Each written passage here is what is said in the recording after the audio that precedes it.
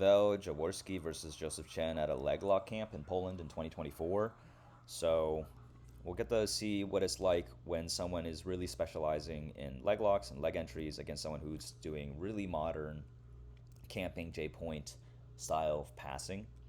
I think what's important context to have is that in Nogi, leg locks exploded in like 2008, 2010 out of like Eddie Cummings and the Donner Death Squad because there was just so much success and that entire area was not like systematically robust. So people could just like, oh, I could just tap black belts because if I get them into like double trouble, they have no idea what the hell's going on, right? Obviously, the meta has changed. People are catching up. It's basically like you have to know leg locks at this point. But I want to point out a key difference between gi and no gi, and I think that gi players will recognize these dilemmas much more than no gi players. So in the gi, you can't just throw your head at somebody because they're going to grab a collar, right? You give them access to your upper body. They have structure and they can connect to you. And then they're just going to collar sleeve you or double sleeve you and just abuse the fuck out of the dilemma between triangles and omoplatas, and it just doesn't feel good, right? In no gi, there is no collar. So people can just get away with doing that. So I think what happened was in no gi, because heel hooks were allowed, people started doing really heavy emphasis on leg locks. And then, you know, recently, in like 2020s, people were like, wait, I could just lead with my head. And you're going to try to go for my legs, but I'm leading with my head. So it's going to be so far for you to try to grab my leg and invert that I can probably pass you. And that's the current meta that I'm seeing right now. I do think, though, that there are answers for this. And surprisingly, it is gi guys transitioning into no gi who are having really good guards and really solid upper body attacks. You can kind of see this a little bit with like Choi bars, but there's like very robust systems in terms of like no gi lasso from the movement art guys, or even like arm saddle, which I think I first saw it from Mikey, but I think Mikey got it from Jason Rao. I've seen a clip that's like 144p of like shitty early 2000s YouTube. And yeah, Jason Rao doing his Rao drag from the bottom, getting into like an arm saddle position, which is like crazy revolutionarily. Like, I can't believe that guy's like, you know, coming up with this stuff so early in jiu-jitsu.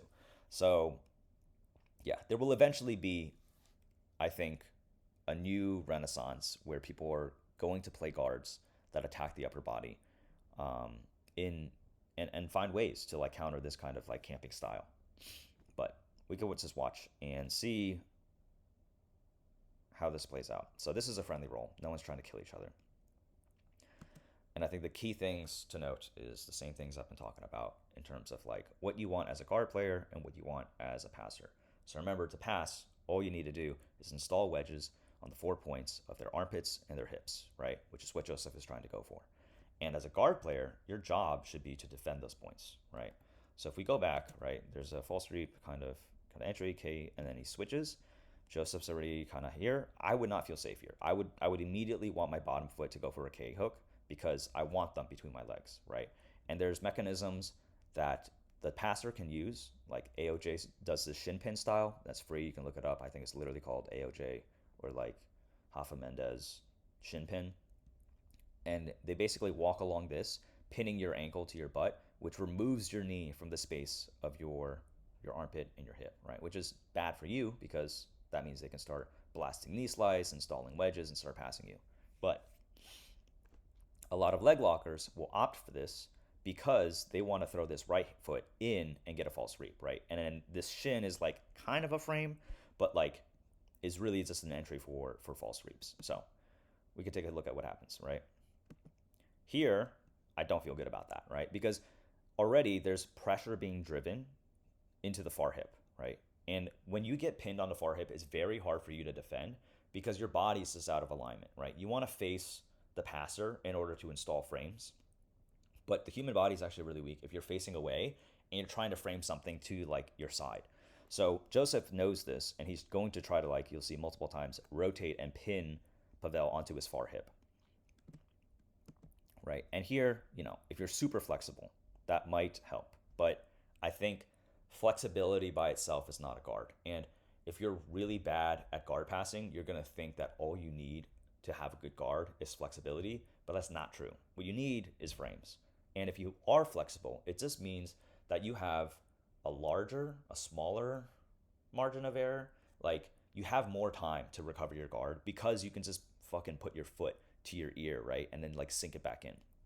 A really good match to watch is I think Mikey Musumeci versus Paulo Miao. If not, it's the other Miao. But it was like the most ridiculous guard retention. Like I just couldn't even fathom like how could you even pass the guy because like because they don't have bones, right?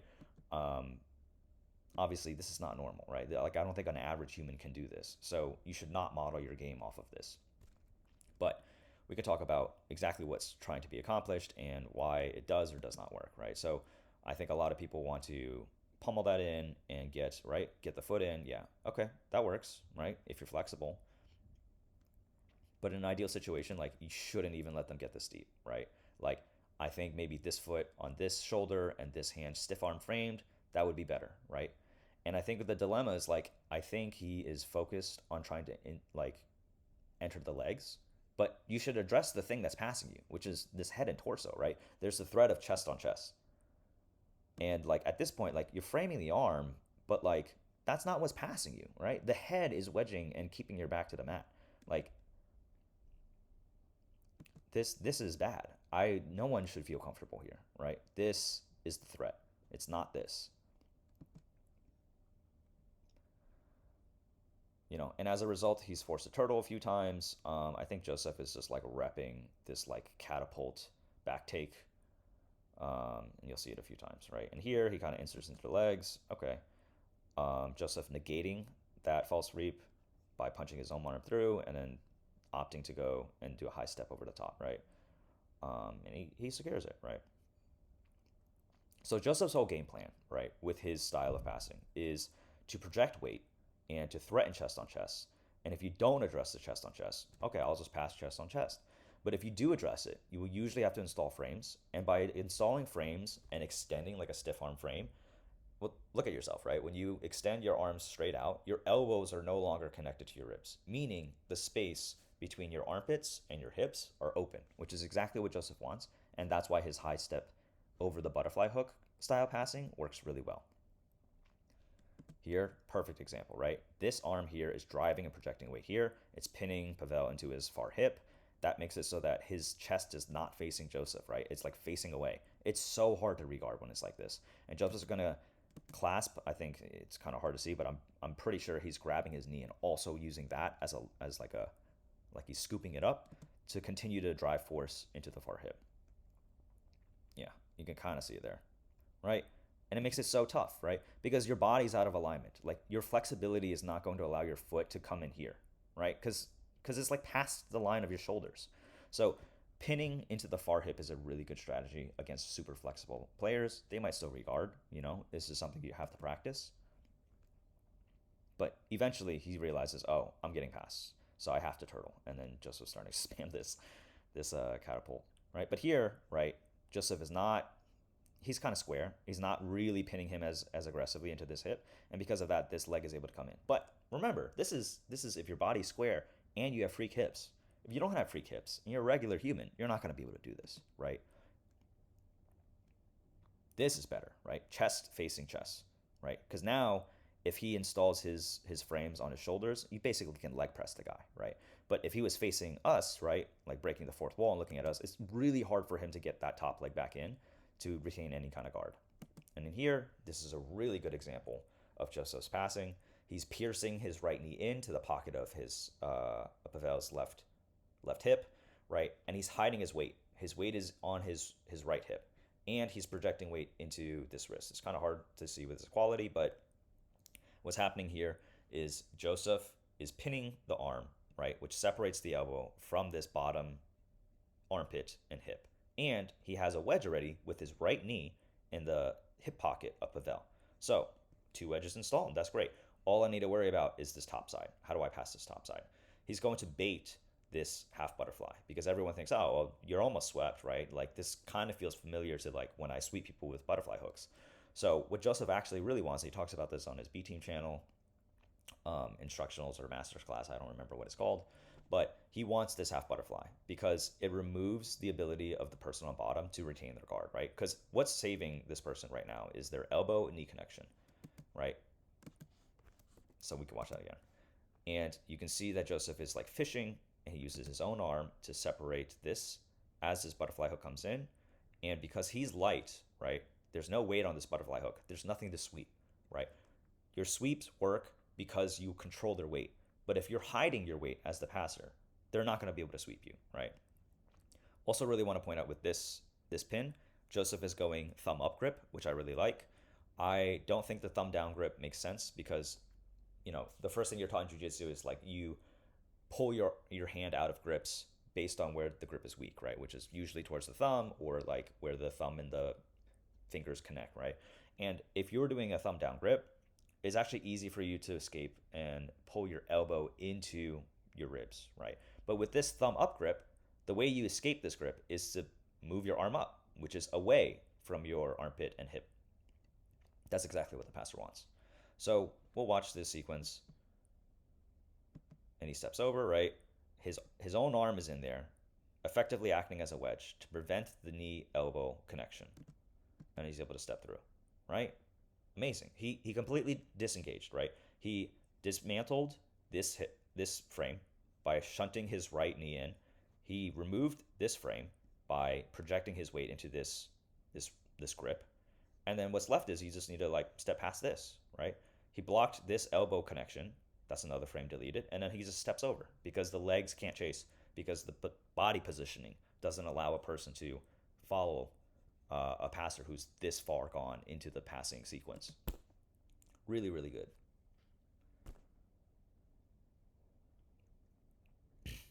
And then again, forced to like, okay, I'll give you my back and try to invert through. He's gonna spam this thing. And let's see if we get to speed. Hey, look at that, I'm learning. Right, launches him over.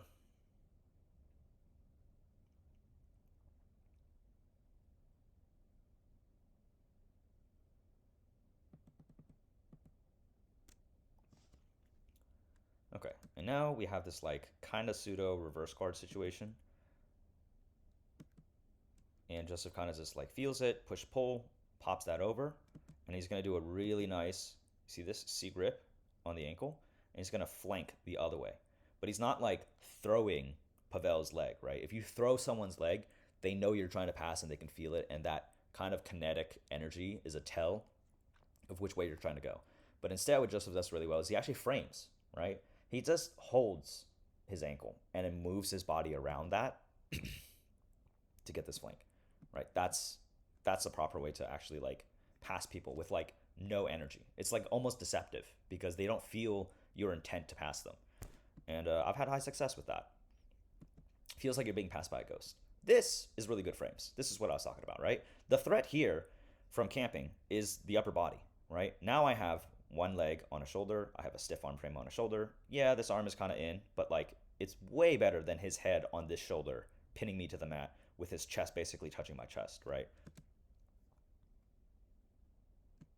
And then the only modification might be, I don't know what his left hand is doing,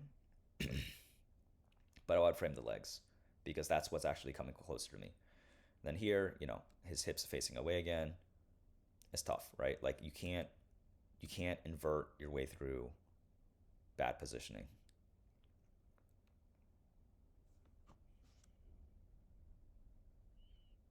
Right, a little cheeky, flexible white belt. Cheesy move. All right, blah, blah, blah. Josef passing, really good. Pinning the arms. And then he gets entered into the legs. I do think that you should be very careful with this, even if you're flexible, because you are definitely shredding your leg, like a little bit, right? There's no frames, right? What he's really relying on is his hip and his knee integrity. And even though he triangles this and uses his shin as a bar, like it's your knee. It's your knee. That is your LCL. That's what's happening, right? And like you can install this and try to catapult them down, but like it's dicey. It's very dicey. And he enters into the legs. Nice. So to wrap up, if you need to condense everything down, passing is deleting frames. Josef does a really good job of deleting them one at a time.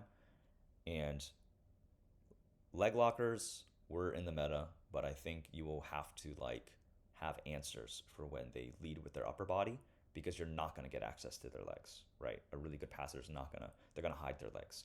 And I see a lot of the time people say, well, you just have to get better at like getting underneath and like getting their legs, which is ridiculous because no one's doing that in gi, right? If someone gives you their head, you're gonna triangle the shit out of them. That's the right answer, I think. So I think we eventually will find that there will be more modern no-gi systems that can help you attack and guard retain while someone's camping you, right? To prevent that and to like attack that, right? Because that's what they're giving you. So if they're passing with their upper body, you should frame their upper body. If they're passing with their lower body, you should frame their lower body. If they're passing with their upper body, you should attack after you frame. And if they're passing with their lower, you can go for legs, right? I think that's the main dilemma. You should not be hunting for legs that are a zip code over while someone is smashing you with their face and your shoulder and your chin. That just doesn't make any sense, right? I think that's tunnel vision and that's a mistake. And I think it's gonna, we'll see. Like, we'll see, right? We'll see what the meta is gonna happen. But like, I would highly recommend if you wanted to see something that some gi players are trying to apply towards no gi for that kind of an answer that doesn't quite exist yet because there's no collar sleeve, right? You should check out in my bio the Movement Art guys. Movement Art Online has a really good course on arm saddle, which is kind of this like central place where you can go into choi bars, but there's also back takes. There's so many different things. It's a new position that I think it's not new. Jason Rao did it like maybe 20 years ago, but it's crazy to me that people don't know it. So you should look into that. And they have their own specific no-gi lasso, which is different than all the no-gi lassos you've seen in CJI. I play it. It works really well. I don't think people will have answers for it. I highly recommend it. But yeah, if you want to support, buy me a coffee. Link is in my bio. And if you want upper body guards in no-gi and answers and attacks off those upper body guards, I'd recommend the Movement Art guys. And then if you want leg locks, which obviously you have to have, like, I can't even imagine going to a no-gi gym and they say like no leg locks. That's crazy. If you want really solid leg locks, you should definitely support my coach, Jon Calestine. Link is also in the bio.